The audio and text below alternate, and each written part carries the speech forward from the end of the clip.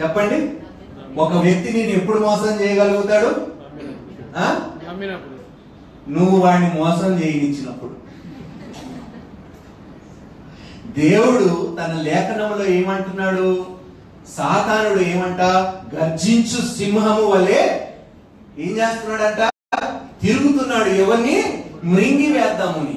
ఎవరిని? సాతానుడు చేసే పని ఏమిటి? సాతాను ఏం చేస్తాడు? ఒక ట్రిక్. అది ఏమిటి తెలుసా? మోసము.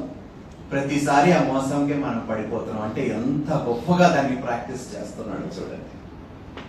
అందుకనే దేవుడు అంటాడు, మనుషుల్ని కాదు మీరు నమ్మవలసింది, నన్ను నమ్మండి. నిన్న నేడు నిరంతరము ఏకరీతిగా ఉన్నవాడిని. కొంతమంది గుర్రాల్ని నమ్ముకుంటారు, రథాల్ని నమ్ముకుంటారు, అనేక వాటిని నమ్ముకుంటారు. కానీ దేవుణ్ణి నమ్ముకున్నవాడు ఎన్నడూ మోసపోడు. దేవునికి స్తోత్రము. అందుకని అంటున్నాను, మీరు మనుషుల్ని నమ్మితే తప్పకుండా ఎవడు మోసం చేస్తాడు?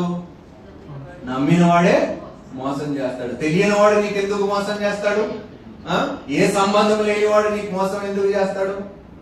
వాడు మెల్లిగా నీ పక్కకు చేరి మాయ మాటలు చెప్పి నిన్ను ఆ మాయలోని లాక్కొని నిన్ను మోసము చేస్తాడు. నువ్వు తెలియకుండానే ఆయన మోసం చేయనిస్తావు. అందుకనే ఎవడైనా నేను మోసపోయానంటే నేను ఒప్పుకోను. ఎవడు మోసపోడు. మీరు అలౌ చేస్తేనే.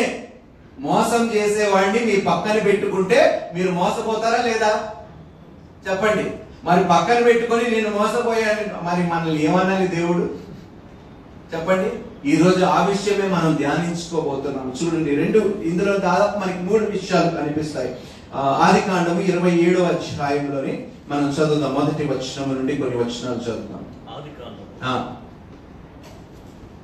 అయినా మైక్ ఆన్ చేయండి మనం పాస్టర్ గారిని.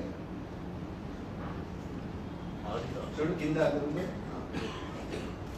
మంచి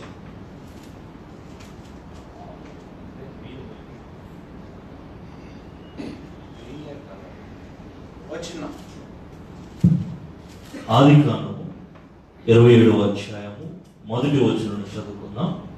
ఇస్సాకు వృద్ధుడై అతని కన్నులకు మంద దృష్టి కలిగినప్పుడు అతడు తన పెద్ద కుమారుడైన ఏశావుతో, నా కుమారుడా అని అతని పిలువగా అతడు చిత్తము నాయనా అని అతనితో అనెను. మొట్టమొదటిగా మనం చూసిన ఎడల ఇస్సాకుకి ఏమి పోయిందంట?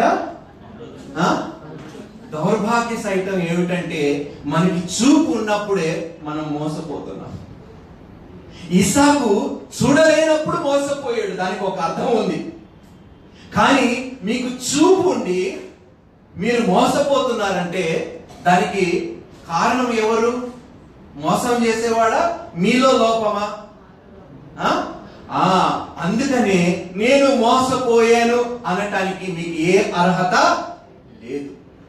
మీరు కనులారా చూస్తూ, మీకు అన్నీ కనిపిస్తూ, మీరు ఒక వ్యక్తి గురించి తెలుసుకోకుండా, ఆ వ్యక్తి గురించి పరిశీలన చేయకుండా, ఆ వ్యక్తి బ్యాక్గ్రౌండ్ తెలియకుండా, ఆ వ్యక్తి అందాన్ని చూచి, ఆ వ్యక్తి ఆకారాన్ని చూచి, ఆ వ్యక్తి మాటల్ని నమ్మి మీరు మోసపోయినప్పుడు, కన్నులారా చూస్తూ మీరు మోసపోతున్నారంటే ఏమని చెప్పాలి మనల్ని దేవుడు? ఇక్కడ చూసిన ఎడల ఇస్సాకుకి కనుదృష్టి తగ్గిపోయింది, సరిగా చూపు లేదు. అందుకనే ఏమంటారు, యాకోబు ఏసావు లాగా వచ్చి తండ్రిని మోసం చేయగలిగాడు. ఈ రోజు చెప్తున్నానమ్మా, మీరు బాహ్యమైన రూపాన్ని చూస్తున్న ఎడల మీరు మోసపోతున్నారు. సమూయేలు అభిషేకించమని జెస్సీ ఇంటికి వెళ్ళమని, తెలుగులో ఏమంటారు, యెషయి ఇంటికి వెళ్ళమని, అందులో ఒక రాజుని నేను లేవనెత్తబోతున్నాను, నువ్వు వెళ్ళి ఆ రాజుని అభిషేకించన్నప్పుడు సమూయేలు కూడా